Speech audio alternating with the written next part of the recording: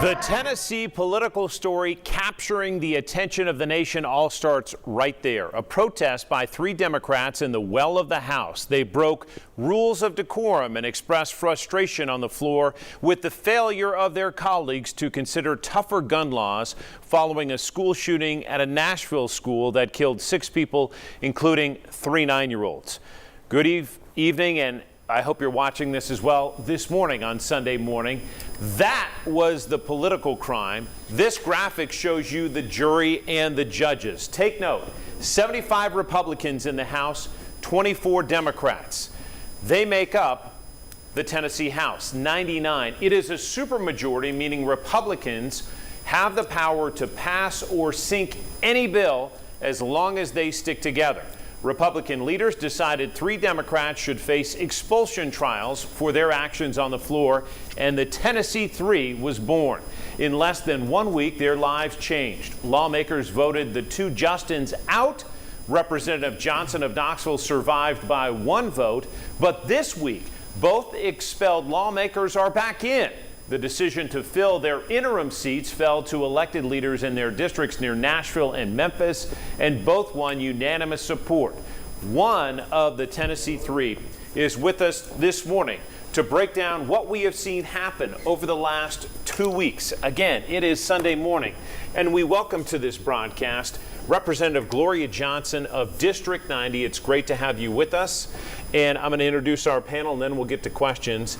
My colleague John North with me to my right. Also Susan Richardson Williams, she's a Republican. She joins us, runs her own PR firm. Dennis Francis is one of the regulars in the old guard on Inside Tennessee, a Democrat, runs his own firm. Thank you for being here, Dennis. It's my pleasure. Representative Johnson, it's been a whirlwind. How would you sum up what has happened in the last week, from the protest to the expulsion vote to the reaction to it? 1 word, 1 sentence. I can't do 1 word. I mean, what we saw was America had its eyes on the demise of democracy in this state. I mean, quite frankly, what is happening in the Tennessee legislature under the supermajority is a make the rules up as you go, silence every voice of dissent, and America saw it, and they didn't like what they saw. Let's talk about your district in Knoxville. It's District 90. You represent almost 70,000 people in our community.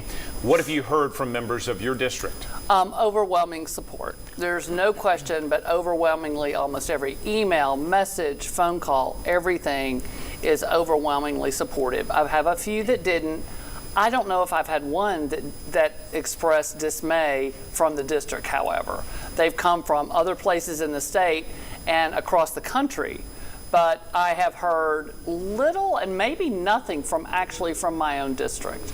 My last question before our panel weighs in, what will be your measuring stick that will tell you this was a moment of political change in Tennessee, or if it will be a question on a political trivia test? Yes, I mean, that's what remains to be seen, is if we can continue this movement and grow this movement to bring true gun sense legislation to Tennessee. And we've had people, the representatives from Kentucky with their recent shooting, they have reached out to us. They want to talk to us. It's enough. We've got to do something. How can we coordinate together? Other gun sense groups have reached out to us. We want to just make sure that every voice is heard, and that is why we went to the well that morning, because I had spent time talking to mothers and fathers with their toddlers and teenagers saying, please protect us, protect our kids. We don't want this to happen ever again. And so that's what we're committed to, is raising the discussion of gun sense legislation and doing everything we can and organizing as many people as we can to keep this topic live and to actually get some action. Susan? I've read, Gloria, where you said you were not expelled because of the color of your skin, implying that it was a racist decision that they made. I watched the proceedings, and I have to respectfully disagree with you on that. I think you were not expelled because you made your case. The representative who questioned you obviously hadn't done his homework, and every question that he asked you, You were a no. Did you pound the podium? No. Did you hold signs? No. Were you chanting? No.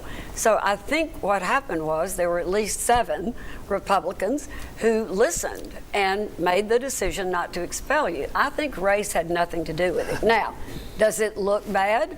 Yes, and perception is always reality. Well, we're all entitled to our opinion, but if you listen carefully to the questioning of my colleagues, there was no question that race was involved. If you heard the comments, well, if they would just talk a little different way, if they would just approach it a different way. You know, I'm a 60-year-old teacher, and I speak the way I speak, and I answer questions the way I answer questions. And this younger generation, they're powerful orators.